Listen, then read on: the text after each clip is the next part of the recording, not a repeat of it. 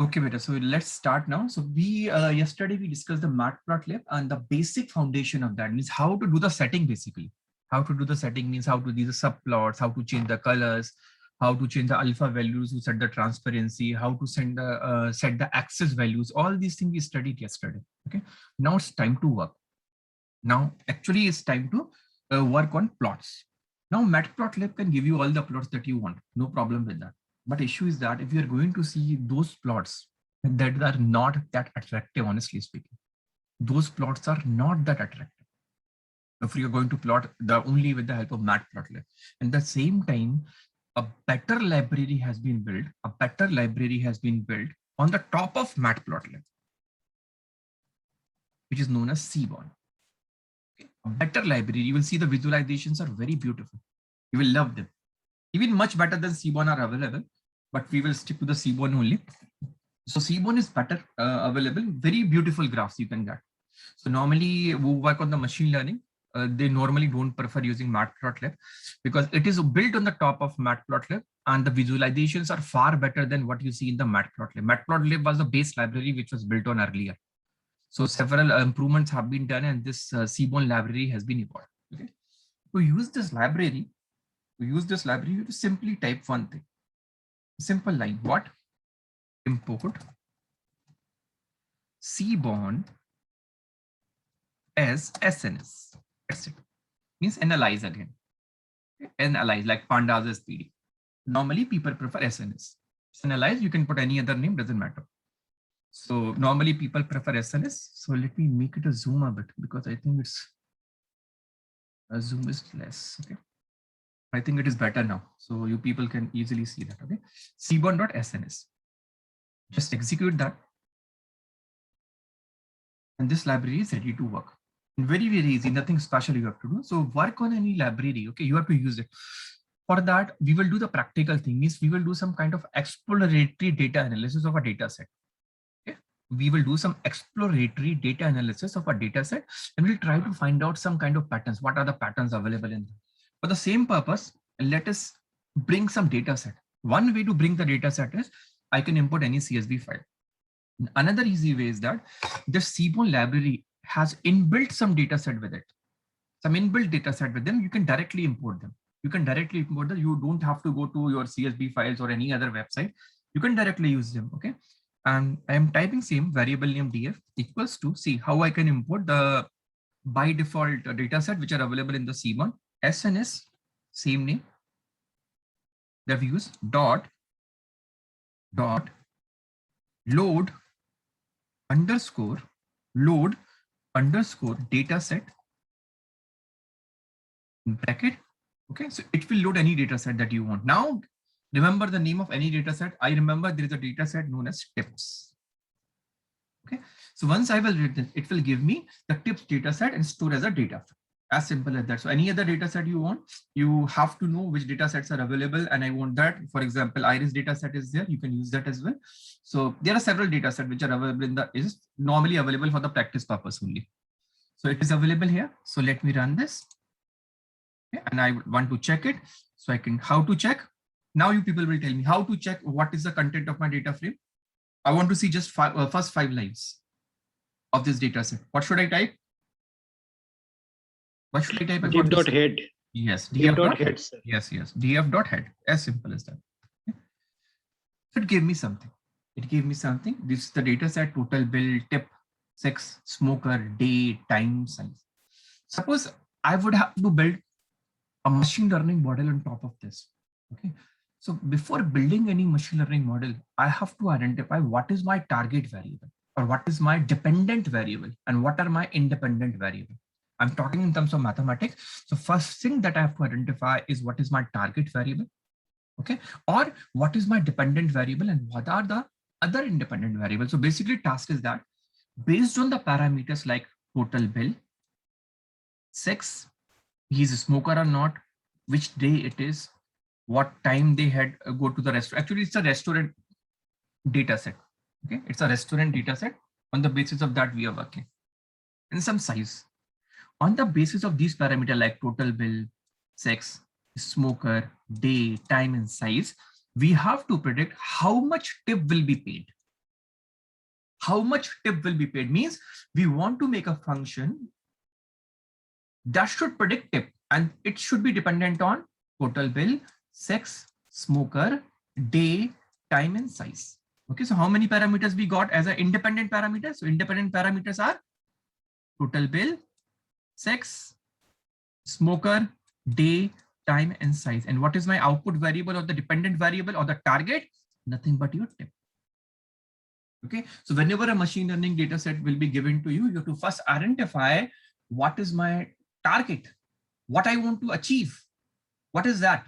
For example, in Titanic's data set that was survived, means based on the feature, the person will survive or not. The survive was our target or dependent variable. Here the dependent variable is what? Tip, and dependent on total bill, sex, smoker, day, time, and size.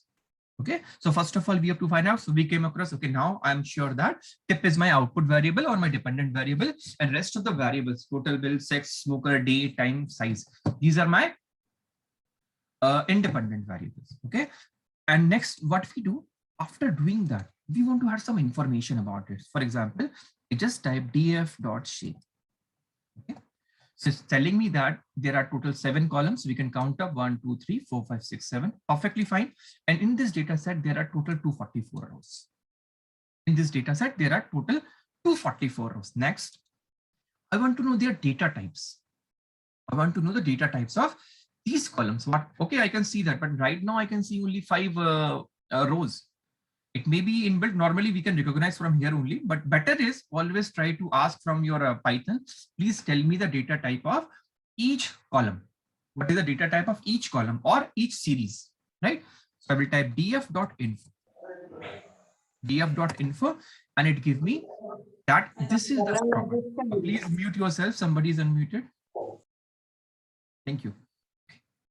So we can immediately see, it's floating point data type. Which one? Total bill, that is numeric data type. Floating point again, that is tip, a numeric data type. We can see here as well. Floating point, perfectly fine. And one more numeric data type is here, which is size. 2, 3, 3, 4. Okay.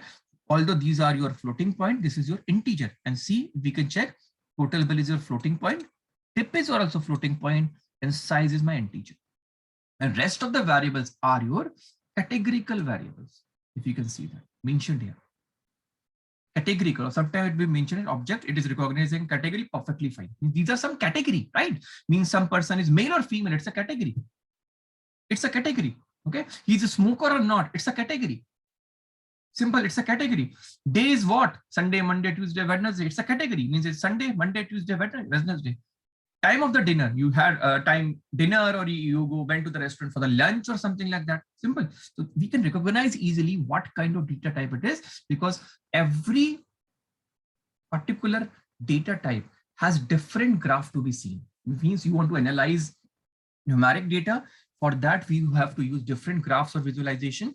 For categorical data, you have to different type of visualization. That's why it is very much necessary to analyze or to understand what data types each column represent. What data type each column represent. So I came to know this is a floating point numeric. This is floating point numeric. This is floating point numeric. Okay, so I have 3 numeric attributes. Okay, or 3 numeric variables here. And out of that, I have 4 categorical attributes. Okay, so they have to be dealt differently. This is the first thing that we have to do. Everyone is clear? Any data set that will be given to you will start this way. Analyze, okay, what are the top 5 lines? Okay, understand. From that, you will get a picture. Okay, this is the case. Okay, this should be my target variable or the dependent variable. Other should be my independent variable.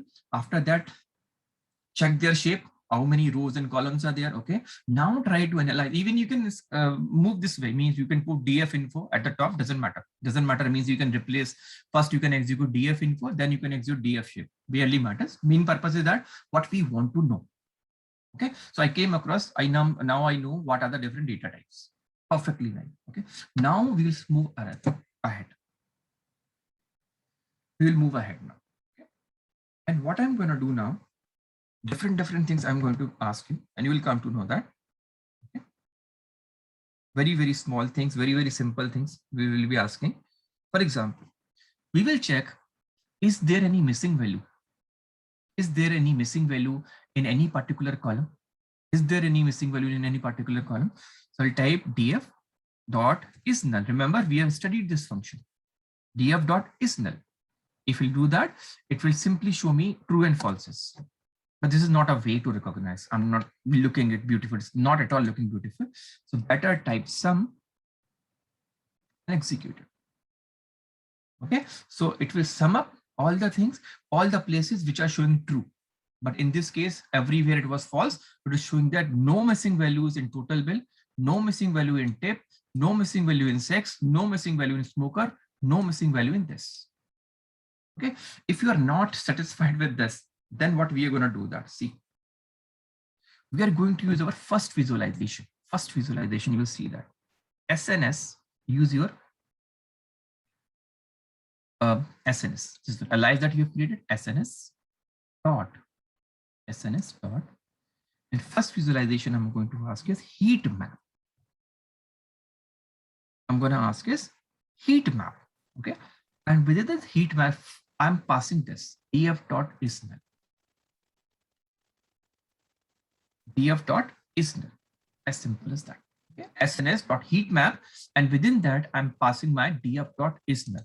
If you are not able to see the numbers, you are not satisfied with the numbers, although it conveys same information, it conveys also same information. I'm running this. You get a plot here. Okay, what will happen is that you will easily understand that if total bill column will have any, even a single, I must say, your missing values, you will see a lines here. Tip, you will see a lines here. Sex, you will see some lines here. Okay, you will be able to see that lines here. And so far as heat map is concerned, don't worry, it will be, you will get a clear-cut picture in the next, just next after that. Okay, so one way to see your missing values is this: simple type df dot is null dot sum. It will directly give you the numbers in which column how many missing values are there. Okay, other than this, some people use this way. Just way I am showing, I know much more, so I will show same missing values with the help of heat map as well. So we'll use heat map and push same function here. So in case in any data set there is any missing value, they will appear as a lines here. Okay, and you will get a clear picture of heat map. So next, what we want to do, suppose I'm putting df dot, see properly. I'm using my data frame name is df. CORR, that is correlation. Okay, correlation. So what this will do, it will try to find out the correlation between different numerical columns. Whatever different numerical columns are there, it will try to find out their correlation. And the value of correlation will be between -1 to +1. I'll tell you what you mean by that. Okay. Let me run that -1 to +1. And I get a sum card of this result. So I have only 3. Remember, I used here DF, that is complete data frame. And complete data frame is having how many columns?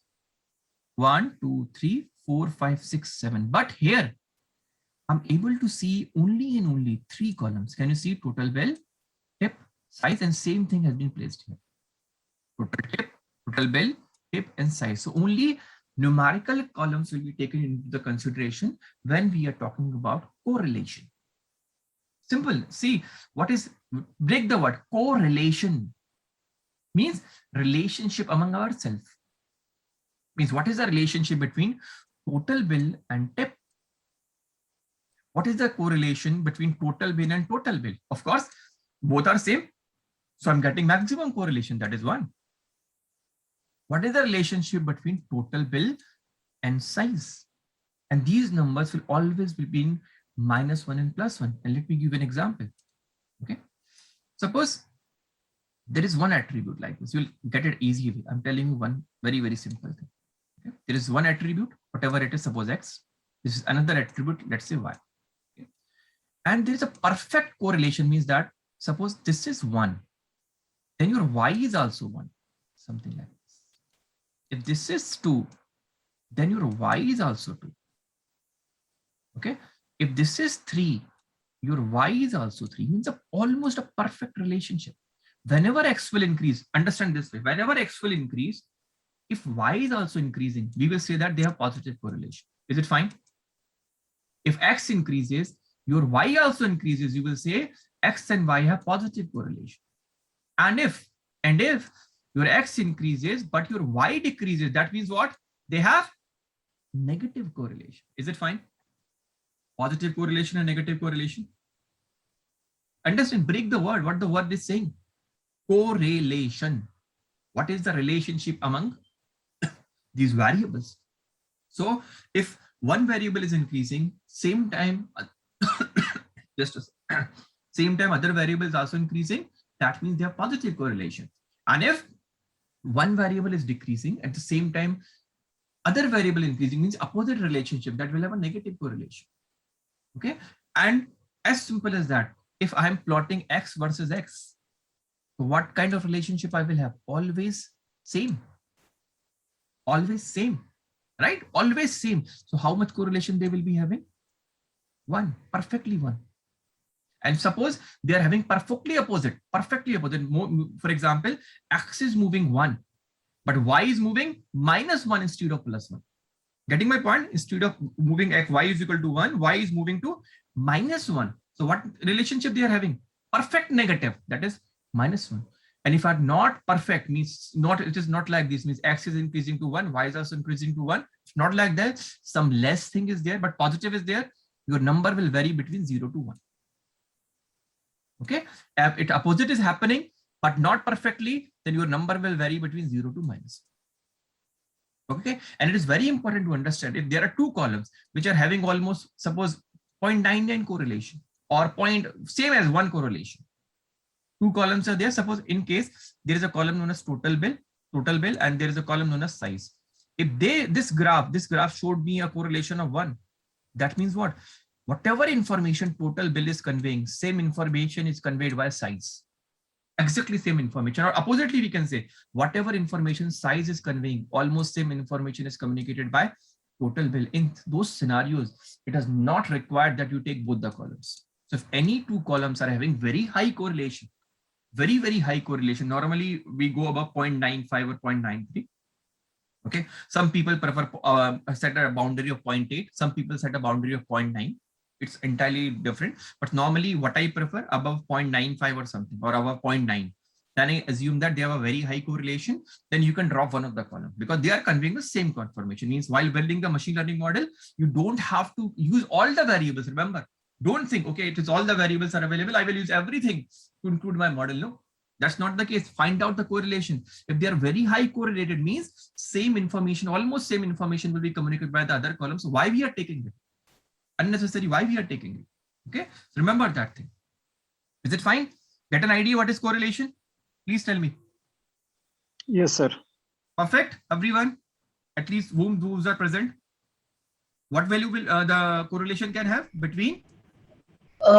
Sir, one thing, Yes, can you please. tell us? Yes, please. Sir, in case of total bill to total bill, we are getting 1. Yes, perfect. Because a single value, actually these are same column. sir, These are same. I know. Yeah. Yes. Yes. Sir, but how can we get a single value? Pardon? Total bill to tip, we are getting a single value 0.67. Yes. Total bill to size, we are getting again single value. How this single value is being evaluated? Which single value? Which single value you're talking? 0.598315 total bill to size. Actually, we are getting a single value, right? Yes. Actually, there is a formula known as Pearson correlation coefficient. For behind the hood, that works. Let me show you. Just a second. There is a mathematical formula behind that to calculate your correlation coefficient. Pearson correlation coefficient. Okay, this is the formula which is what. I hope you get an idea now. Okay, your xi means x is your one column, y is your second column, x bar is your mean value of the x column, y bar is your mean value of y column. What is xi? Xi means every instant of x. For example, x column has 10 values. So xi will sometime have value the corresponding to first instant, that is 0. Then 1, then 2, then 3. Means here if we go in our data set, okay, so if we go here and see, this is our just a second. Yeah, this is yes, sir. We have got it, sir. Got it? X, yes, got it, sir. Yeah, this is the way it is working. So this is the formula actually which has to be evaluated. which works under the hood. I hope you get an idea now. Okay, and as X is having multiple words, that's why the summation sign has been used, because X or Y both are having multiple points. First entry, second entry, third entry, fourth entry, fifth entry, sixth entry, seventh entry. Suppose this is X and this is Y.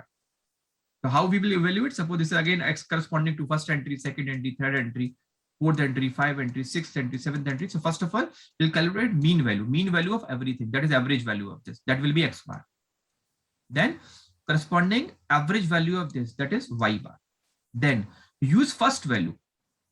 Okay, use first value. First value minus X bar, that is XY minus X bar. Similarly, first value of Y minus Y bar. These two values are evaluated.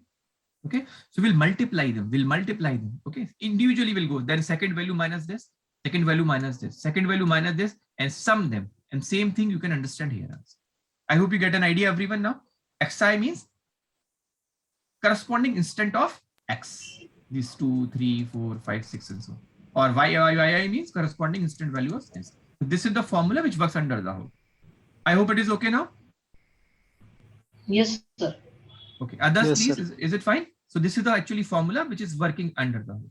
Okay, so I'm closing it and coming back again. So now I can see that, okay, the correlation is clear. So same thing, same correlation. Now you can see with the help of heat map again. Now you will get a clear picture of heat map, why heat map is important. Okay? So I'm just removing it and just typing df.cos. Same formula I'm putting inside. Okay, and running it. If you see it properly, see this scale. See this scale. Okay, this scale is 0.5, 0.6, 0.7, 0.8, 0.9, and 1, because this correlation is like this. Minimum value of correlation is 0.489. If you can see that 0.4829, that's why the scale seems like starting from 0.48 or something. And maximum value we are getting is 1. If you would have negative values in this, then it would have shown the value negative as well. So it's starting from 0.48 going to 1. And see the color value, please. That's very important. As the moment correlation is changing, the color value is changing. Okay. If correlation is increasing, we are getting very light value. Very light value. For example, the correlation between total bill and total bill is this almost light portion, that is this.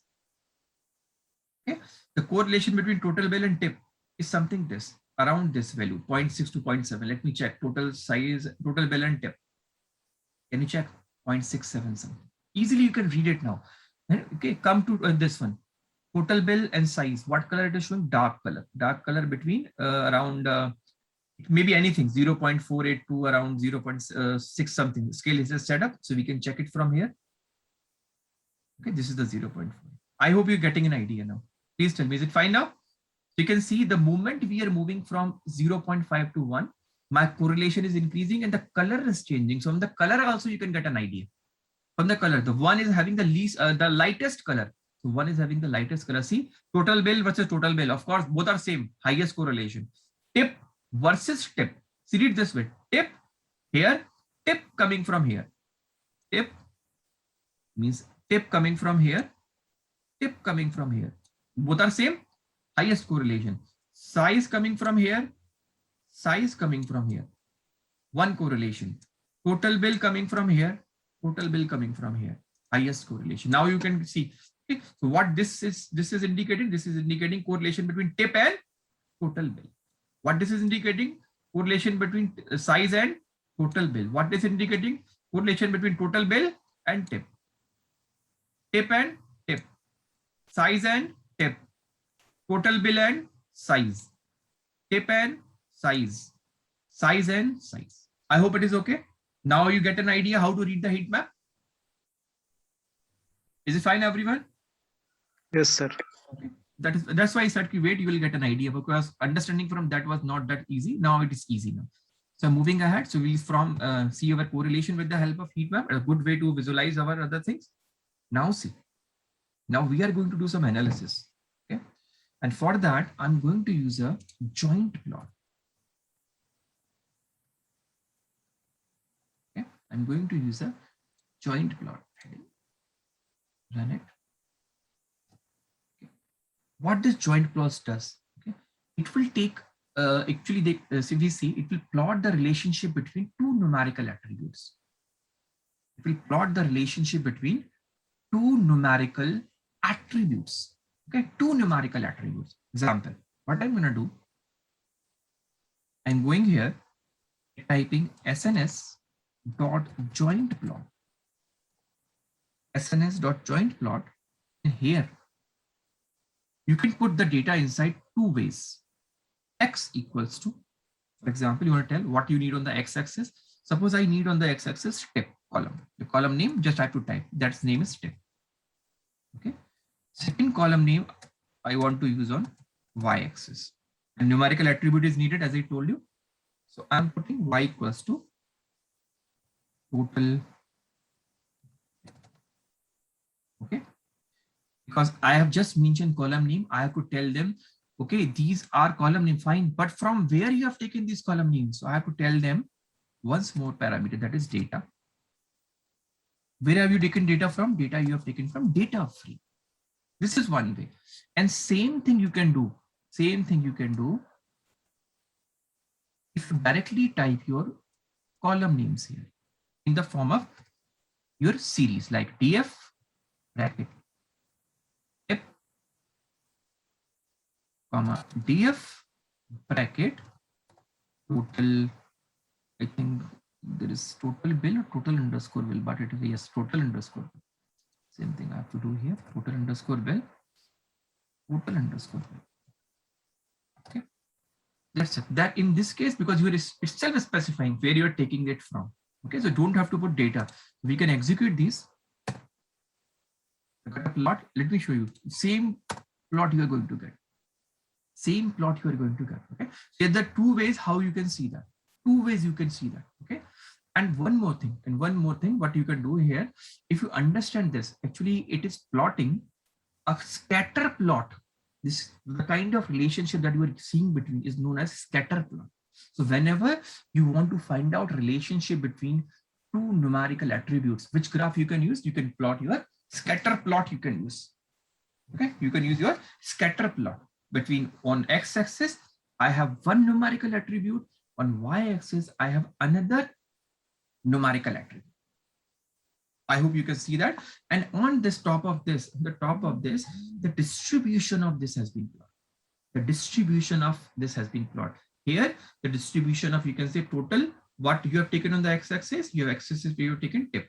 So it's distribution, how the points are distributed, those are plotted. On the y-axis, how the total bill has been distributed, that has been plotted. So basically we can say this is nothing but histogram of your tip, and this is nothing but histogram of your total bill. And this is showing the relationship. And we can see the tip is increasing when total bill is increasing, like this. Or you can interchange the position as well, wherever you want to see, whatever way you want to see. Okay, so this is nothing but actually you can say a scatter plot is plot where the points are scattered between tip and C, and we can see they almost have a linear relationship. Almost, not perfect relationship, but something is fine. Something is fine, not linear, at least they have some positive relationship, positive correlation, and we saw that also. They have some positive relationship, both are increasing in one direction. This is distribution of what? This is how your values of tip are distributed. They are distributed from 2 to 10, but most of the tip are concentrated between, if you can see here, 2 to 4. That's why these are peaks which are available, and very low tips are available for 8 to 10. Similarly, your maximum bill are ranging between, you can see from here, these values. Your maximum bills are having these values. Okay? These are nothing but histograms that we show. So maximum values are having this value. And I remember I told you in the class what is histogram. Remember or not? Anybody remember? I just told you what is meaning of a histogram. Does anyone remember or forgot? I'm waiting. Please tell me. Even a single one, remember what is a histogram?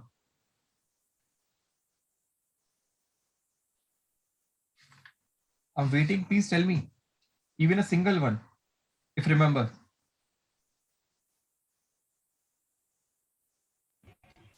No one? This is very bad here. Nobody is able to tell me how bad it is. Not even a single one is telling me How can we plot that? Means what do you mean by your that one? No one? This is very bad. See, let me tell you. Suppose there's a column X, okay, and its values are something like this: 0, not 0, let's say 10, 20, then again 10, then again suppose only 10, 10, 20, then again 10, then 30, then again 30, and then 40, and then 50. Okay, these are the values I am having. So if somebody asks me, please draw the histogram of this or draw the distribution plot of this, what I will do?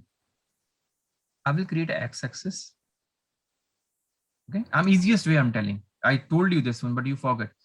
This is 0 point, this is 0.10, this is 0.20, this is 0.30, this is 0.40, this is 0.50. Okay, as simple as that.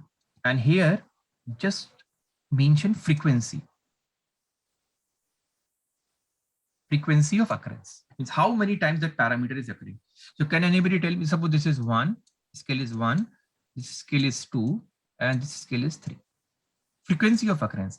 So 10 is occurring how many times in this? In the entire, how many times the 10 is occurring? Entire data points. Can anybody count how many times this 10 is occurring? Please tell me. 3 times, sir. 1, 2, and 4 3. times, 4 times, sir. This is 30. This is 30 actually. This is 30. Okay. So 1, 2, and 3. So we'll mark it as, okay, 10 is occurring 3 times. Okay. Now move to the 20. How many times 20 is occurring in the entire data set? Only once. Okay. So mark it as 1. Okay. Now, how many times your 30 is occurring? 1 and 2 times. So show the frequency 2. This is the 2. How many times 40 is occurring? Only once. How many times 50 is occurring? Only once. Now you get an idea what is histogram. Please tell me. Please. Anyone? Yes, sir. Okay. And I told this. It's not like that I have not told you. I have explained you this thing. Yes, sir. earlier. Yes, sir. I have told it. Yes, Okay. sir. And what happens when you have multiple data points? Means suppose these are only 10 points. You have suppose 1,000 points. Okay. Then if you're doing this way, it will be very much tougher. So what they normally do, they create bins. Bins means buckets. Okay. So they create bins like, let's say number between 0 to 20 will be in one bin. 20 to 40 will be in one bin. Example, like this. 0 to 20 will be one bin. 20 to 40 will be another bin. 40 to 60 will be another bin. And 60 to 80 will be another bin. Now they will count same plot they are using. Instead of looking individual values, what they will say now, okay, count how many numbers are lying between 0 and 20. How many numbers are lying between 0 and 20? So suppose they said 10. So they will make from 0 to 20, we have 10 numbers. There are 10 numbers which are lying between 0 to 20. Now they'll move ahead. How many numbers are lying between 20 and 40? How many numbers are lying between 20 and 40? Suppose 20. It will move ahead and plot like this. How many numbers are lying between 40 and 60? Suppose only 10 again. This number. How many numbers are lying between 60 and 20? Suppose 30. It will move up. How many numbers are lying between 80 and 100? Suppose 20. Hope you get an idea. And same graph you are getting here. See, almost this graph is there. Now tell me, is it okay? What is histogram? Yes, sir. Others, please. Is it okay? Please tell me, confirm, please. Is it fine? So at the top, what we are getting? We are getting histograms. And here we are getting your scatter plot. There are other ways to plot a scatter plot as well. Not only this. This is the scatter plot we are getting in between. Only if we need only this thing. This is a joint plot. If we need only this thing, then what I can do? See, I can just copy it. Sorry. Just a second. Yeah, I can just copy it. And I can just go down. And instead of joint plot, I'm just typing SNS dot scatter plot. See, okay, automatically it has taken. So let me quit it and run it. Can you see? This is the same graph. This is the same graph which is drawn in between. Can you see this? See this and this. Let me minimize. Let me zoom out of it so that you can see. Can you now compare? Exactly same graph. You want to just see the scatter graph? You can see. If you want to see scatter plus their distribution or their histogram, then you can use joint graph. Okay, so normally if you want to analyze the relationship between two numerical attributes, okay, then we go for scatter plot. I hope it makes sense now. Is it fine? Yes, sir. Okay, and one more thing. If you want to know where are the most of the points are lying, so there is very good thing available here. But I'm going, see, I'm here typing one thing, kind equals to, see properly, hex. Let's see that, kind equals to hex. There are other options as well. Now see, your circles have changed to hexagons. Your circle have changed to hexagons, and the darker it is telling that most of the points are lying here. The more darker it is, the lighter it is, very few points are there. The more darker it is, and you can relate from here. Here are the peaks, right? Here are the peaks, and here are the peaks. Intersection of them. Here are the peaks, this point. Here are the peaks, and intersection of them is giving the maximum points. Okay, so it will tell you most of the values of bill and tip relationship are lying here. Most of the values are lying here. Is it fine? Please tell me. Is it okay? So it is telling me most of the points. Yes. The darker it is telling me most of the points are lying here. This is the, actually you are exploring your data now. This is what most of the building a machine learning model takes 5 minutes. Trust me on this. Building a machine learning model takes only 5 minutes, maximum time, 70% to 60% time people spend on data analysis only. Let me understand the data properly. That is the building a machine learning model. I barely just 3 or 4 lines of code, type it and your model is built. That easy it is. But before that, you have to understand how well your data is, how the data is organized. Okay. Get an idea? Similarly,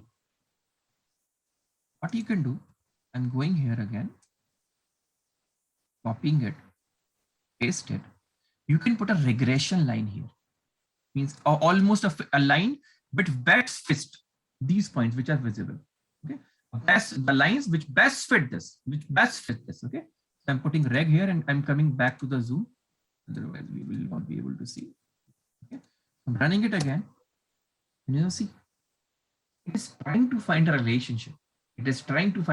Okay, this is the line which best fit. Means if you're assuming that both have a linear relationship, so this is the line which satisfies this. This is the line which satisfies the best fit line. We are trying to find a best fit line, means lines which represent the relationship between total bill and tip. This is the line known as regression line, which you can see here. Okay, so different options are there. We saw an hex. By default, your scatter plot was there. You can change it to the X. You want to see, okay, can it be represented by a linear line? Let me see that. So you can put your rect line here. So it is a line which best fits, means the line which is having the minimum distance from these points. Minimum distance from these points. This is your regression line which is available here. I hope you are getting a feel now how we do analysis, this kind of things. Is it fine? Please tell me. Yes, sir. Yes, sir. Okay. Now I'm moving ahead. Okay. Now suppose you have several numeric. In this case, it is very easy. How many numerical data points are here? 1, 2, and 3. Suppose you get a data set which is 70, 80 numeric data points. How will you analyze them? You will get mad. Plotting again, typing SNS.joint plot or SNS.scatter plot. Keep typing. 60, 70 times you will type them. And for helping you out, Seaborn has evolved with a new plot for you, known as pair plot. Okay, it will plot the relationship. Between numerical attributes. Automatic, doesn't matter how many numerical attributes are there. It will group them in pairs and plot them. It will automatically choose them. Okay. For example, here we have chosen 2, tip and total bill. It will take one by one, tip versus this, tip versus this, tip versus this. All the graphs it will plot. it takes time. It's a longer plot, so it will take time in comparison to your normal plot. So what I'm typing here, just you have to type simple thing, SNS or pair plot. Okay, SNS dot pair plot, and just pass your data frame here. It will take some time, but you see, automatically it has plot your graphs automatically for you. For example, in case of total bill is at the top, total bill is at the top here. Okay, so intersect them, total bill versus total bill. So known relation needs to be find out. Just plotting is distribution. Just plotting how the points are distributed. Similarly, if we see tip versus tip, 100% will get a distribution because no need of finding a relationship between these two. So tip is here and tip is here. So it is showing distribution of them.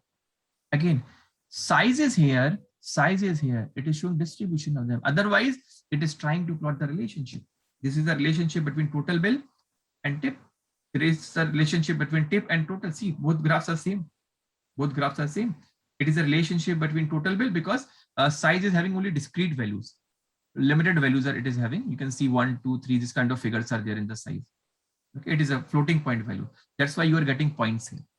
So automatically numerical analysis, it will do for you. You don't have to plot multiple graphs multiple times.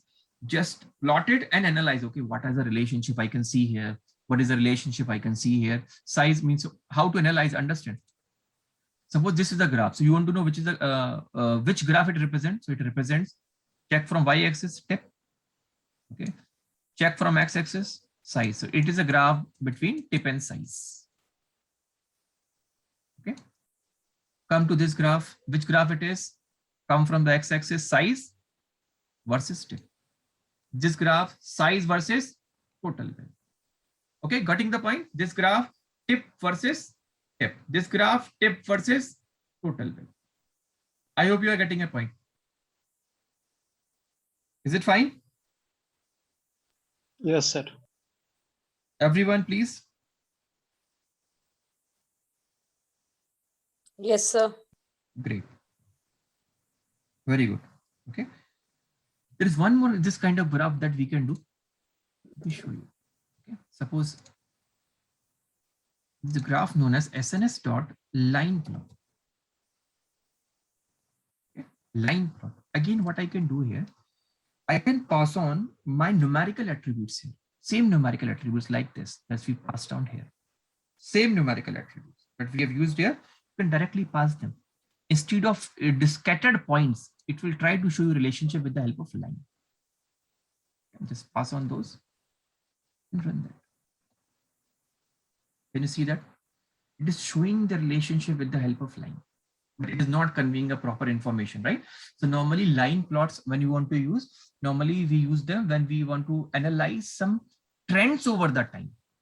Okay, suppose I want to see how much is my sales with respect to time. So what you want in this case, in the x-axis, when you have your time series data, when you have your time series data on the x-axis, like dates or months or year, on the y-axis, you will have any numerical column, like sales, anything, like or fair, anything you can.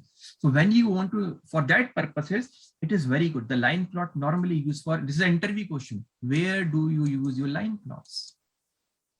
Okay, so you will say that line plots are normally used when we want to find some trend in data. What is the trend it is following? Okay, for example, this is your, again, time. Any time thing, it can be date or it can be month, it can be year, and here it is sales. And if suppose it is showing like this, suppose this is January, okay, and this is February, and this is something like December, and your sale is coming like this. January you have some sale, February increased, March is increased, then it dipped. Then again in December it increased. So you'll get a trend, okay? My sale increased from January to March, then it decreased. Now what can do? What your client can understand why this is decreased. Let me analyze that. It will give some task to someone. Please analyze why my sale is decreased between this reason to this reason. Okay, so whenever you want to find some trends with respect to time, then normally you go for the line plot. Understand that thing, okay? When you want to find trends with respect to time, then normally we use that. For example, my graph is coming like this. Even you can forecast something. It is coming linearly. It is time, Okay, and it is something your value sales. And I ask you, okay, what is sales going to be happen next? You will say, okay, sir, it has been continuously increasing, so hopefully will increase only. That is known as forecasting. Okay, but main picture is that you should understand when the line plot is used. The line plot is normally used to see the trends over the time. And where you use a scatter plot, where you use scatter plot that we have just seen, this kind of plots, when we want to see the relationship, we want to see relationship between two numerical attributes. At the same time, we want to see outliers. Outliers means, what is outlier? Means something different from your trend. Something different from your trend. Can you see here in this point? These point, only one point is occurring, means somebody has given a tip of 10 rupees. Somebody has given a tip of 10 rupees and he gave a bill of around 50 rupees and type 20. But most of the people are concentrated here. Right? So does it match your data? Does it match your data? You say, no, it doesn't match my data. These point of things, these are known as outliers. To build a machine learning model, the presence of outliers is not good. But if you are predicting something, example, your anomaly detection. Anomaly detection means something that you are not expecting. Suppose you want to detect something, a fraud, online transaction fraud. For that purpose, you need to see something unusual. Unusual. For that purpose, your outliers are important. But you are developing your normal machine learning models, then outliers are not good for you. They change your mean and median. Mean and standard deviation values. These change this. It changes statistics values. So normally, the better way is for normal machine learning models, remove your outliers. What is outliers? But the points or the data points which are normally doesn't suit your trend, whatever trend you are having here or whatever pattern your data is having. Your pattern, most of the data points are considered here and you're getting a point here. These kind of points you can identify with the help of outliers. This is an interview question. This is an interview question. Where the scatter plot is used, you will say, sir, first to find out the relationship between two numerical data points. At the same time, it can be used to find out the outliers. I can see the outliers and I can easily identify it. Okay, fine. This is the outliers. Is it okay? Please tell me. Find the use cases where which graph is used. Please tell me. Is it okay, everyone? Yes, sir. Okay, perfect. I'm moving ahead. Let me clear it. Clear my drawing. Understand this way, beta. Plotting graph is very easy. Plotting graph is very easy. But what are the use cases of those graphs? What pattern I can fetch from that? This is important. This is important. Okay. For example, I give you example as well. For example, there is an organization where everyone is having salary 20,000, 30,000, 30,000. There are 50, suppose there are 30 employees, and out of that, 29 people are having a salary around 20,000 and 30,000, between 20 and 30. A new person is recruited. Okay, and his salary is around 20 lakh rupees per month. If we include in calculating average salary, what will happen? Can you imagine? That 20 lakh, I said you people are having 30 employees. Everyone is having around, suppose say 25,000 rupees per month. Okay. So if 30 people are there, if 29 is there, right? 29 is having salary of 25,000. I think it will be 7 lakh 25,000. And there comes a lone person who is having a salary, suppose say 10 lakh rupees per month. Normal from your, away from your data points, away from your data point. So if you include them in calculating average salary, what will happen? You knew total salary will become 17 lakh 500. Now you will calculate your average. See the difference if you're using a calculator here. Okay. Earlier, what was happening? If everyone is getting 25,000 rupees, okay, how many people? 29. 7 lakh 25,000 rupees. If we calculate their average divided by 29. 25,000, perfect, fine. But what happened now?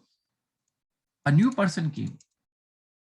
7 lakh 25,000 and his salary is 10 lakh rupees. Okay. And we divide now to calculate the average of 30 people. See, your average has changed. Is it giving a correct information? Tell me. Is it the average salary of your organization? Please tell me. No, is it sir. giving right? So this is an outlier. Now I hope you get an idea what is an outlier. Is it fine? Yes, sir. Clear-cut picture is there. Okay, it will change your meaning completely. Understand? But I'm not saying that Outliers are always bad. Outliers are good when the task is different. Anything where you don't want normal thing to happen, you want something other than normal is happening, detect that. Detect that. Okay. For example, anomaly detection. You are having a online transaction, something unusual happened. That is an outlier. Detect it. Detect it. And that there you cannot ignore your outliers. That is very important. That. Okay.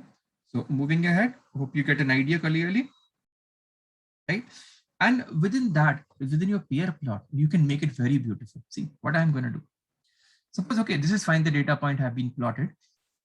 In these plots, I want to separate these plots on the basis of any categorical variable. Any categorical variable. Let's say categorical variable is your anything. Let's say 6. So I mention hue. Mention that thing with the help of hue. And hue equals to your column name. Column name is what? I think it is 6 if I'm correct. Let me check what is the column name here. Column name. Yes, it is 6. It's a categorical variable because category is there, male and female, right? I'm coming here and putting 6 and you will see what is going to happen. Let me run this. Can you see now? It differentiated. Your different points. See, the blue points corresponding to male. The orange points are corresponding to females now. Okay, so within the same graph, we are able to distinguish, okay, this is the total bill.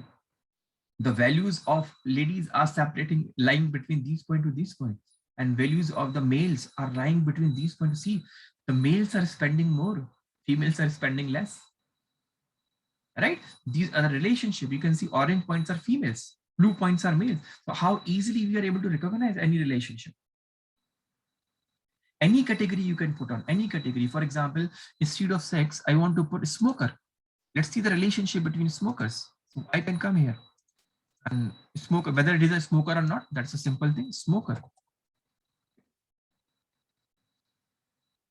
See, this is the smoker thing. Again, smoker paid more because normally males drink, do the smoking, females do a lesser amount, at least in India. At least in India, I'm not concerned about see. Now here you can see the difference. Here you can see clearly the difference.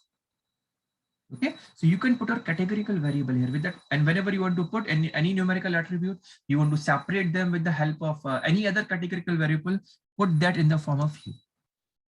Put that in the form of hue. Okay, so I'm moving ahead now. Remember, two numerical values are plotted, but we want to separate them with the help of males and females. Okay, let me check it. What is the relationship between total bill and tip, but among male and female, or among smoker or non-smoker. See, female give less bill. Fine, no issue. Okay, at least we're getting some idea. No point of argument. Okay. Next is the distribution plot. Very much like a histogram only. Okay. So suppose I want to see where my values lies. That is a distribution plot. So what I'm going to type SNS dot dist plot, SNS dot dist plot, and here pass on your column, whichever column you want to see, numerical column, because it's a distribution, right? It's a distribution of values, not categorical value. So I'm typing here, and suppose I want to see the tip, where the tip lies. So tip is the column. It is showing me the values, and this line which is plotted here is known as KDE plot, kernel density estimation. Kernel density estimation. This is the graph, and these are the values that we saw, histogram. Okay, and this histogram can also be plotted by using your pandas or your matplotlib as well, easily, very easily. Any plot that you are plotting here, you can plot with the help of your pandas, because pandas uses in under the hood matplotlib only. Okay. Getting the point? What it is getting? Histogram. So see in your this one, Seaborn. Distribution plot means histogram as well. Okay, nothing else. Even there is an option as well. If you can type KDE equals to false, I think it accepts that. It's not the argument. KDE equals to false, it is showing the warning. Okay, let me see here if it is available or not. KDE is equal to true. KDE is equal to true. Okay, fine. Sorry, I did a mistake. I passed them inside the string. So your KDE, this graph, the graph which is coming above this will be gone. If I pass KDE is equal to false. Okay, you even want to remember that I use the term bins. You can change the bins as well. Bins equal to, suppose I said 20. Okay, bins will be changed. If I want to make bins 100, see how close these even points are getting discrete now. You can change the bins you want.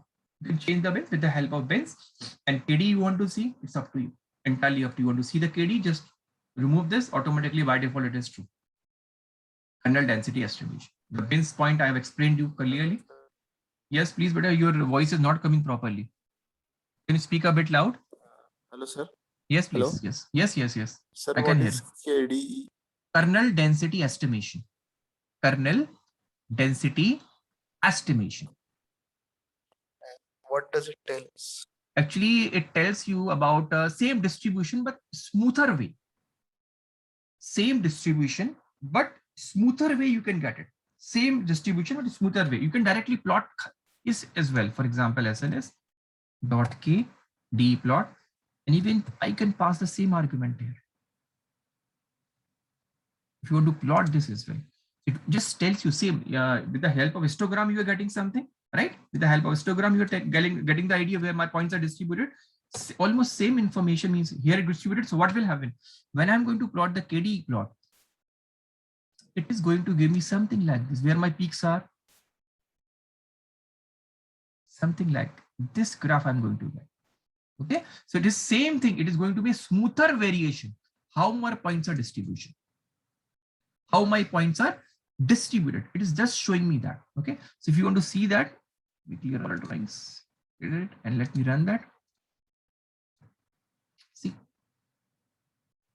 Okay, same thing. It is coming. The maximum values. My maximum value. See what term is mentioning?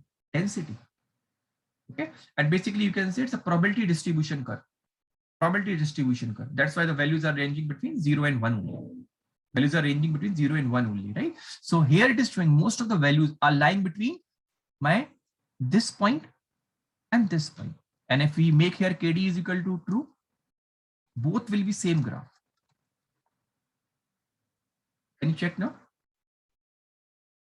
And see the difference. The moment I made KD is equal to true, this scale changed. This scale changed between 0 to 1. Okay, and if I remove KD is equal to false, I will get my frequency values. How many times, how much value is repeated? See, getting my point now? Yes. Is it fine? Okay, this is Yes, the thing. sir. So this is the probability distribution where your points are lying. Why did the probability of lying the points? So here maximum points are lying. Okay, and it's a probability distribution. That's why its values having between 0 to 1 only. Okay, and when I remove this, it is simple histogram. It is simple histogram that we are getting. Values between how many times this values are occurring between 1 and 2, how many times values are occurring between 1 and 2. Same scale has been shown here. This is frequency of occurrence. This is frequency of occurrence, and if we make KD is equal to true, it will include your PD. Okay, sorry, KD. So when KD comes, your values will be between 0 and 1. I hope it is okay, everyone. Yes, sir. Okay. Now these all the things that we did was for the numerical data. Now we will deal with our categorical data. Okay. Don't worry, probably today, if not today, tomorrow I'll give you another project. You have to do complete analysis, same kind of analysis that I'm doing for another data set. Because don't take it, sir is giving lots of work, but it is good for you only. It is only good for you. The more practice you will do, more sound you will become. Is it fine, everyone? Okay, otherwise Yes, only sir. looking at that data, everything's look good. Okay, it's very easy, but until you work, machine learning is not that easy. I hope you get an idea now. It's very wide, very wide. Although it's a 6-week internship, but honestly speaking, if you devote properly, you need at least 5 to 6 months to complete every topic. At least 5 to 6 months, because we have not made your deep learning as a part of this. Because not possible. Deep learning itself will take at least 3 months to complete, 2 to 3 months. It was 6 weeks internship. Otherwise, if you would have make it 3 months internship, you would have completed at least 90% of what as things are being covered. You need at least 150 hours. Then the things can be covered. But I'm not skipping anything. Whatever we have planned in our syllabus that we have shared, I'm covering each and everything. You can match from that. I'm not skipping even a single thing. Even I'm covering, trying to more, so that you can work with whole heart. Okay, so this is the categorical plots we are going to plot, not plot, it's plots. What happened? Yeah, plots. Okay, so first categorical plot that we are going to plot is, see, there are lots of plots, is known as count plot. How we call it? SNS dot count plot. Okay, and in this, suppose I want to know, there is a column known as sex, which is a categorical column. How many are males and how many are females? I want to plot them.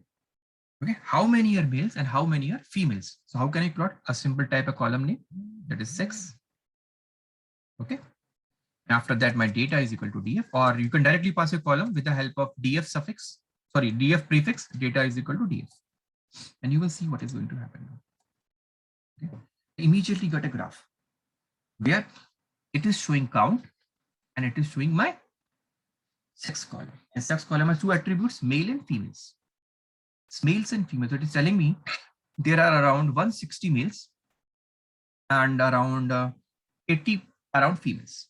Okay, and same thing I can achieve with the help, without help of SNS as well. We can directly do with the help of pandas, which uses matplotlib under the hood. I will type df underscore 6 dot, but that graph won't look good. So you will see that value underscore counts. Okay. Sorry, value underscore counts dot plot dot bar.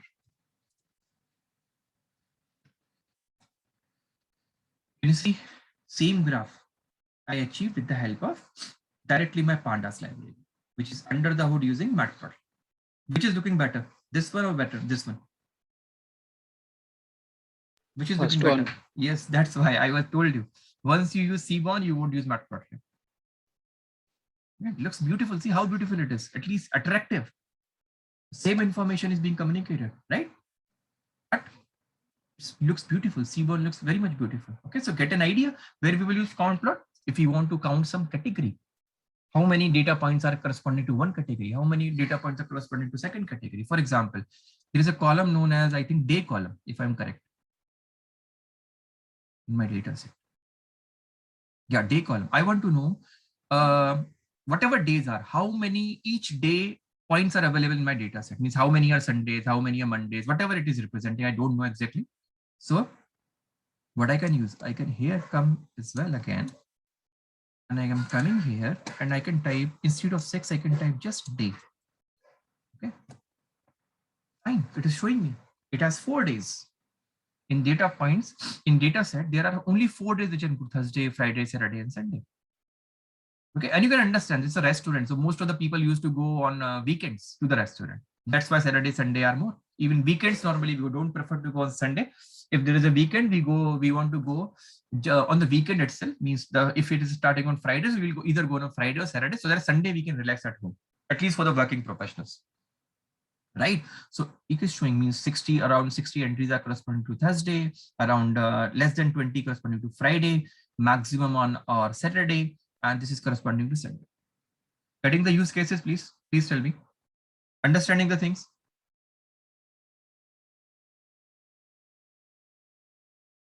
Please tell me, everyone. Okay, and suppose you want to change their axis as well. Right now, a day has been mentioned on x-axis. You want to change it, you can change it. How? See. Just here, type y equals to, just type this, just y equals to this, and your graph will be shifted. Change their alignment. See. Okay, just change their alignment. So y-axis. Here earlier the x-axis by default it takes on, sorry, day takes by default on the x-axis. Once I mentioned that I need y on the day, so automatically they will change count to the x-axis. Because you can change it easily. I hope it is okay, everyone.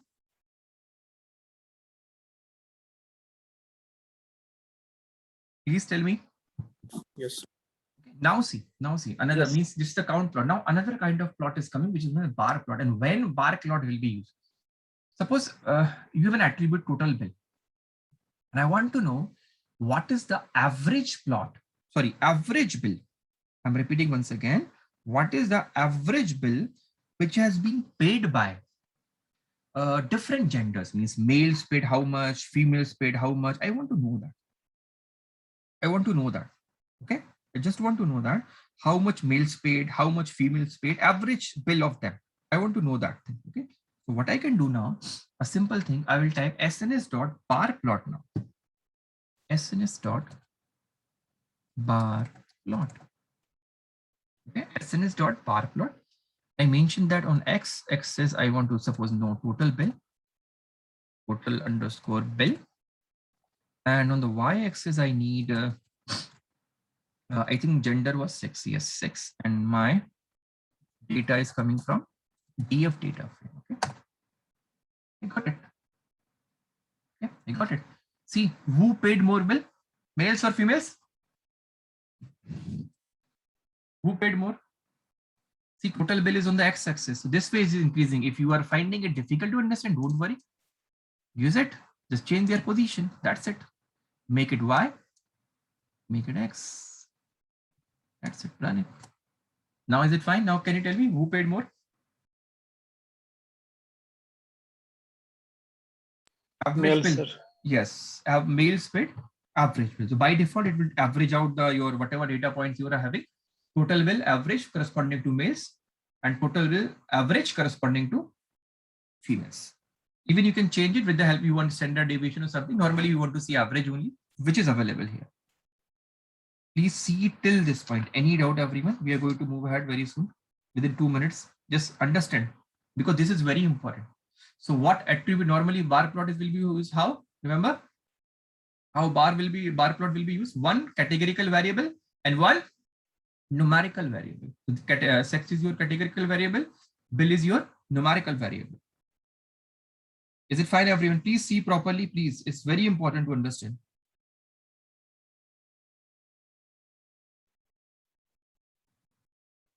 And tell me if it is okay.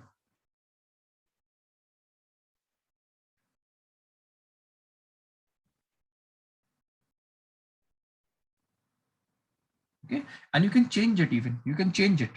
If you want to change it, you can change it.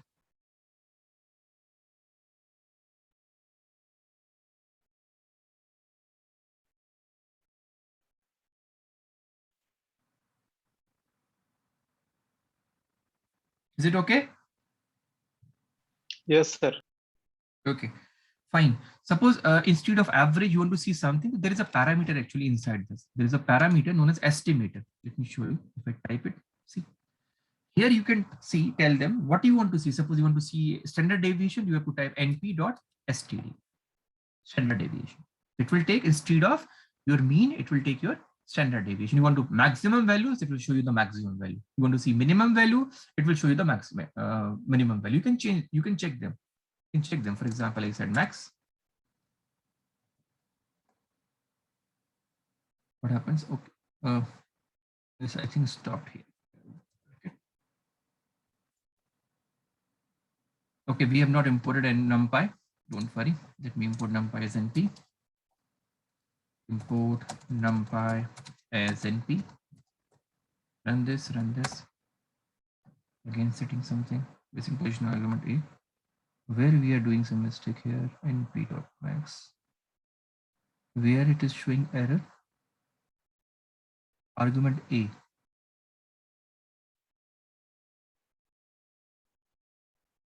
Where it is showing error, array function in max, split data arguments, and not max dispatcher missing one position. Let me go here. Read its definition. Where it is asking A. It's perfectly fine. Function mean at this. By default, it is taking mean. NP, max, everything is fine. Okay, just a second. Let's run this again. Where it is showing error. Yeah, got it. Okay. This is the maximum bill paid. Can you see that? This is the maximum bill paid by male. This is the maximum bill paid by female. Let me check the minimum one. Okay. See, the minimum bill paid by the male was around 7. Female was around 3. Okay. So depending upon your requirement, you can change it. By default, it will take a mean value. Is it fine? Is it fine, everyone? Remember the term estimator. Remember the term estimator. Is it okay? Is it fine, everyone? Please tell me. Sir, could you Okay. please repeat this You're sure. last Actually, point? Last point. Don't worry. Don't worry. Why default? What is happening if I remove from here? So what it will do, whatever values you are having. Okay. Suppose I'm having values here. This is my data point. This is my data point. So what it will do, it will group your data. It will group your data corresponding to males and females. Okay, so you will males corresponding, you will have some rows, females corresponding will have some rows. Now, while plotting it, what it will do, it will take the total bill corresponding to males, and whatever values of total bills are there, it will take their mean value and it will show here. It will show here. So whatever value of tower you are seeing, that is the mean value. This is the mean value of the bill paid by males and mean value of the bill paid by females. Is it fine? Please tell me, is it fine? Yes, sir. Yes, sir. Okay. Yes, sir. Now suppose instead of mean value, we want to see what is the maximum bill paid by a male and what is the maximum bill paid by female. Okay, you want to know that. So what you are going to do, I'll prove you that as well. Don't worry. Estimator equals to NP dot, let me say max. Okay. So it is showing around 50 something, and you can verify that. Don't worry, you can easily verify that. Suppose for that we have to use a group by function, but we can do that for sure. You get an idea now. You want to see the maximum value? It is showing the maximum value. You want to see the minimum value paid by the. Okay. So minimum bill paid by the female is 3. Minimum bill paid by any male is 7. I hope it is okay now. What is estimator? Yes, sir. Yes, sir. Right. So you can use it as per your requirement. By default, it is taking mean. Okay. If you don't mention it even np.mean, by default it is taking, because you can see its definition here inside. Go here and see mean. There is all default function is there. Which function it is? Mean. By default, it is taking mean. So you don't specify, not necessary, but I'm just keeping it here so that you can check it. Later on, you want to check it. Suppose you, because your client may ask, I don't want to see the mean value. Please tell me, show me the maximum bill paid by the male and maximum bill paid by the female. So out of all the total bills paid by the males, what is the maximum value of that? That is appearing here. Out of the all bills paid by the female, what is the minimum maximum value of female by the female? That is appearing here. I hope it is okay now. Yes, sir. Okay. Now another plot known as, which is very important, box plot. Box plot. Okay, it's very, very important plot, and especially you can see your minimum value. Normally we can say it conveys your 5-point information. It conveys your 5-point information. Okay, and it's different name as box plot, sometimes called that. Some people call it as whisker plot. Whisker plot. And okay, so normally it gives you 5-number summary, means minimum value. Okay, but 25 percentile, 50 percentile, 75 percentile, maximum value.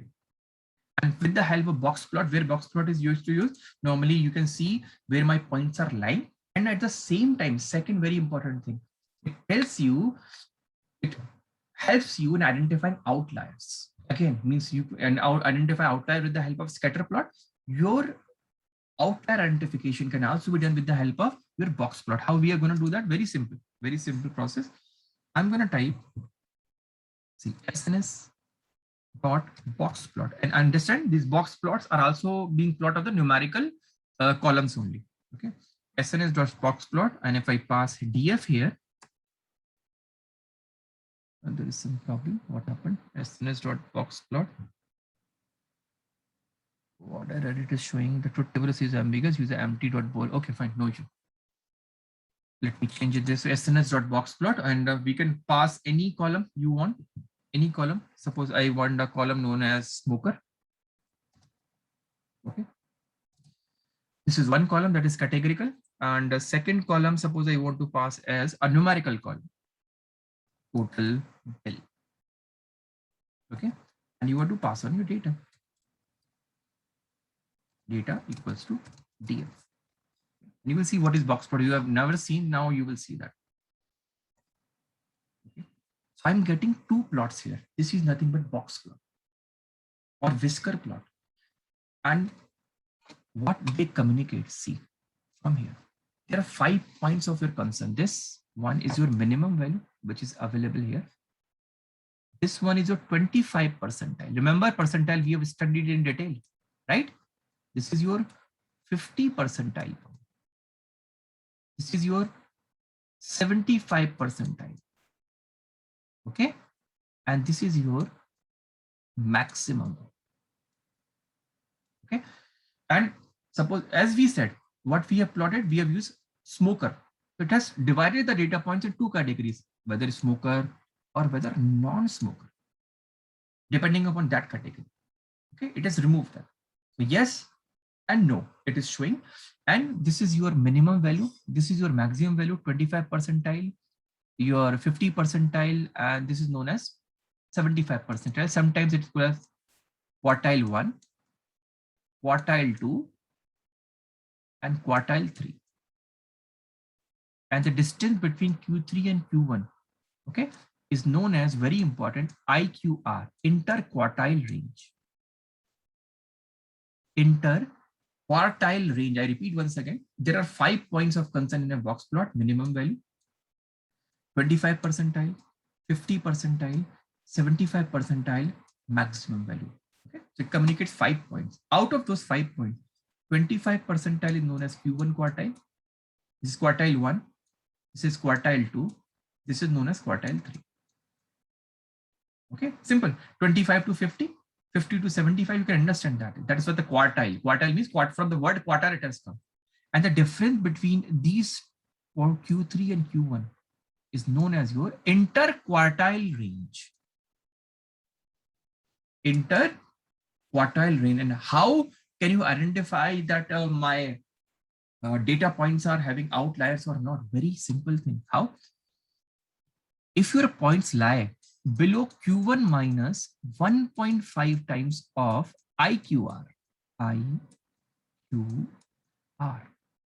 If your points lie below this, if your point, suppose this is Q1, the bottom line is Q1, and this term is giving us this line.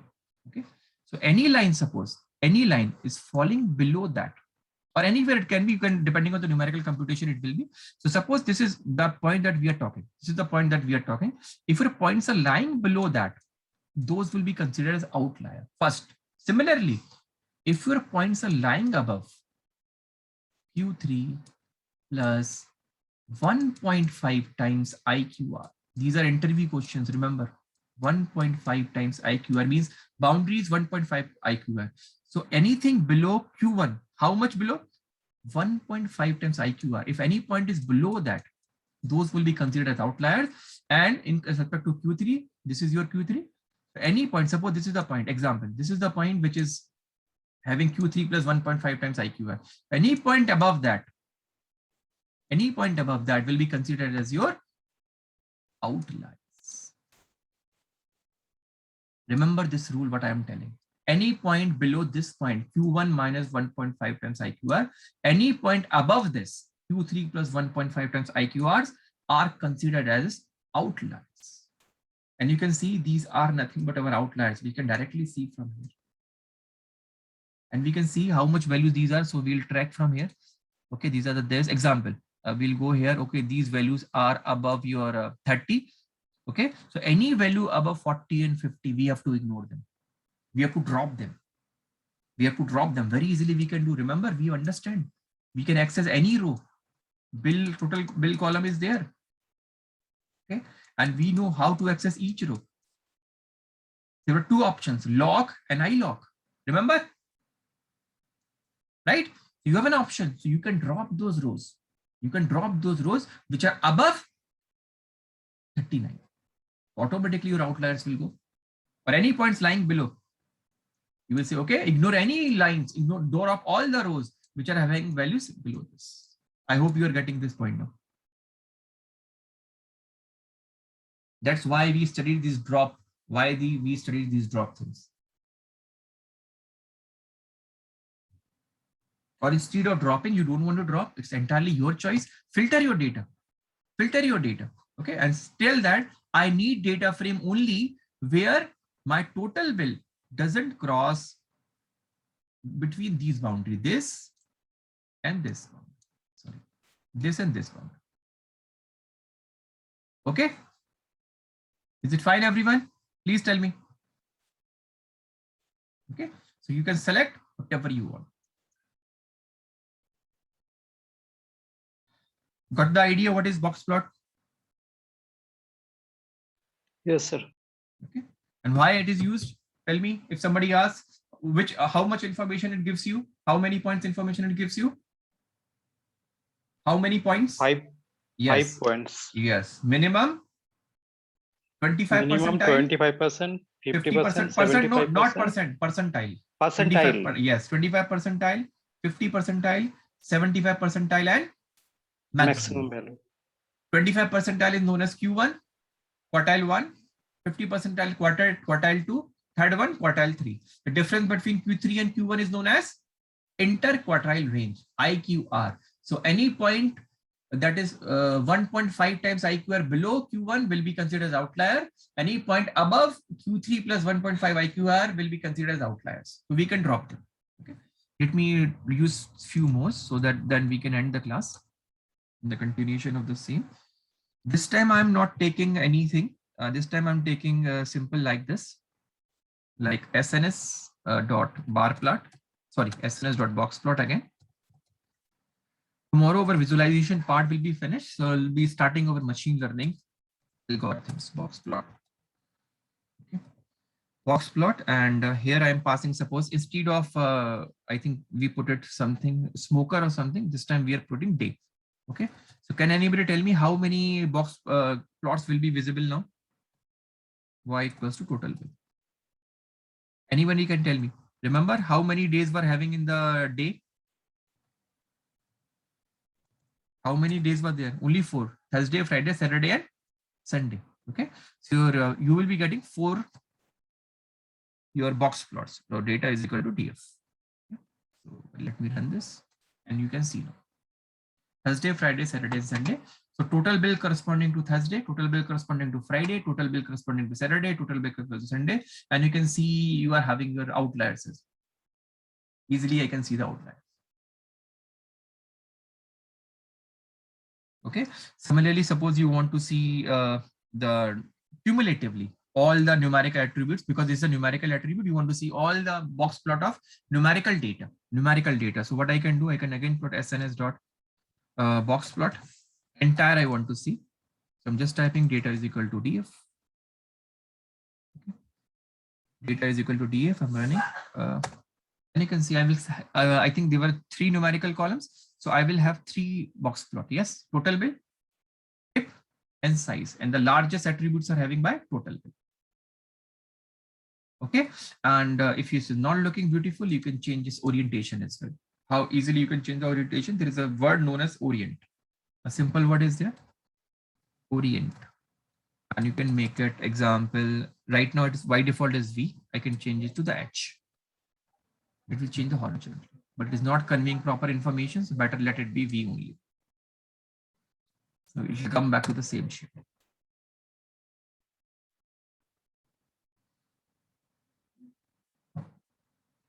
Is it fine, everyone? Even you can go further you can go. For example, what I said, let's say SNS dot box plot. Understand what I'm going to do. SNS dot box plot. And here I'm going to type my, let's suppose X equal to total bill. Total bill. Okay. Total bill. Total underscore bill. Okay. Total underscore bill. And then I'm going to say, okay, I will be seeing my bill on the x-axis. Fine, no issue.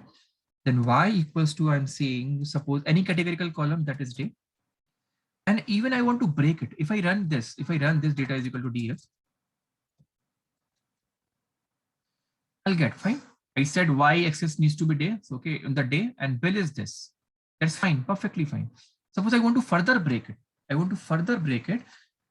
Means how? Suppose I want to break it in terms of sex, or I want to break it further in terms of any other categorical column like smoke or not. We can do that. How? You can say, remember, hue equals to sex. So further break it. See, blue one are your male and orange one are your females. Blue one are your males and this one your females. And further break it. I hope it is okay, everyone.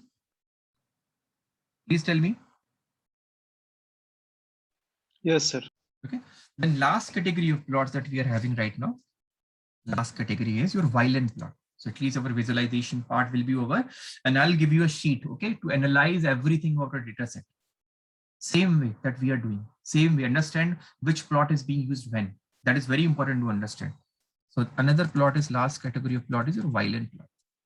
These are the plots that you'll be using your machine learning, not more than that, although graphs are a lot more, but we don't need them. For the machine learning part, we need to understand what is, and understand if somebody asks you what is bivariate analysis, what is univariate analysis. Univariate means you're analyzing only one data, only one column. Only one column you are analyzing, nothing else. Only and only one column you are analyzing. That is your univariate. For example, let me take, suppose I'm plotting a histogram of something. I think we plotted it somewhere. Okay. For example, this, see, we do the KD. Okay, so we analyzed what we did. We analyzed only one column. We analyzed only one column, right? So when we are analyzing only one attribute, that is your univariate analysis. Okay. Similarly, here as well, we got the distribution plot. Only one column or one attribute we analyze. Yep, that is your univariate analysis. Okay. And when you are involving more than one variable, normally we do either one univariate analysis or we do bivariate. Bi means two. So understand, univariate, you are analyzing one variable. Uni means one, variate means variable. When we are analyzing one variable, it is univariate. When we are analyzing two variables at a time, that is bivariate. Okay. So you can tell me now, suppose this is the graph. Can you tell me it is univariate or bivariate? What we are seeing right now? Univariate or bivariate? See this definition, you will understand how much attributes you have put inside. Just tell me that. How many columns you have put it inside? Right? At least tell me how many columns we have put inside. One sir. column. Yes, one. So which kind of Univariate, sir. Very Univariate. good. Yes, univariate. Very good. Very good. Okay. This one again. This one. Univariate. Very good. Very good. This one. Univariate again. Okay. Now tell me, please. This one. Bivariate. Very good. Very good. Right. You get an idea now. Suppose similarly, this one. Bivariate. Very good. These pair plots. See, pair is there. Pair means two. Two means? Yes, sir. Already two. Yes, bivariate. Bivariate. Yes, and this one? Scatter plots? Bivariate. Bivariate. You get an idea? So when we are analyzing any column individually, that is univariate analysis. When we are using two columns together or two attributes together, those are your bivariate analysis. So both analysis you have to do, univariate and bivariate. Okay, both you have to do. And last is our violent plot. It's nothing but a combination of your box plot and KDE plot included together. Okay, box plot and KDE plot. Same information it convey. For example, what I'm going to do, suppose I have used a box plot somewhere. Suppose total bill versus date. I'm taking same thing. Okay. And you will understand. You already seeing the box plot here. Now see what I'm going to do. Instead of box plot, I'm just putting violin here because shape is like violin. You know the violin instrument? See, violin. Okay. Let me run this and you understand immediately. Can you see that? Same are there. Inside that you can see your box plots. Can you see? Inside that, you can see your box plots. Immediately you can see the same graph is there, blue and orange. Just pack your box plot are packed inside. At the same time, KDE plots have been plotted. So basically, combination of your KDE plots, and you can understand from this where your points are maximum values are considered around. So for the male, your maximum values are considered here, center. For females, here. For this one, Friday, this happened. Not much. Then this, then this, then this. I hope you will get an idea. It's combination of your KDE plots and your violin plot together. Okay, so you can say both are superimposed. Your KDE plot and box plot are included together. Can you see the box plot inside? These are small although. These are small although.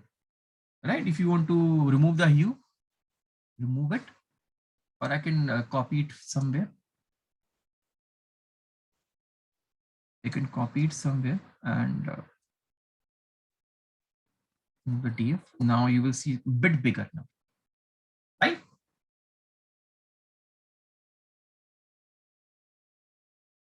Is it fine, everyone?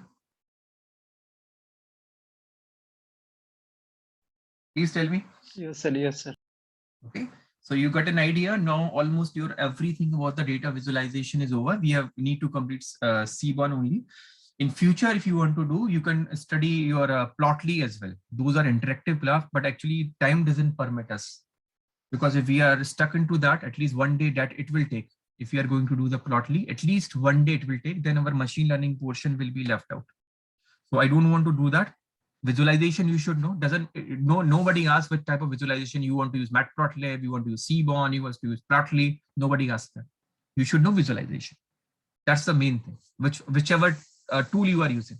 Okay, for example, you are building some algorithm using Python or MATLAB. It's your choice. If until he says, I need the algorithm for MATLAB, or until I need an algorithm for Python. If you need some application to be built on, build it. That's the perfect thing. Is it okay, everyone? I hope you people will be able to do analyze properly. Okay. Yes, sir. We'll try. Fine. I hope you should do that, and that's very important. Sorry. Let me share this file with you. Okay, that is important, and you should understand that. And at least do one thing: do its analysis on your own. Do this analysis on your own. That is very important. Yes, please. Sir, actually, means in my means in my PC, actually, I have tried to means import Seaborn. Okay, this command, the very first command you have written. Okay, like import Seaborn as SNS, then df equal to sns.load data set. Yes. Okay, but after that, actually, it is showing error. I don't know why it is showing error. Seaborn has been imported. First, tell me. Yes, sir. Yes, sir. Okay, can you just type once again? Import Seaborn once again. Okay, sir. Okay, sir. Import C1 once again. I'm waiting. Don't worry. I'm waiting. Today date is, I think, 19th October.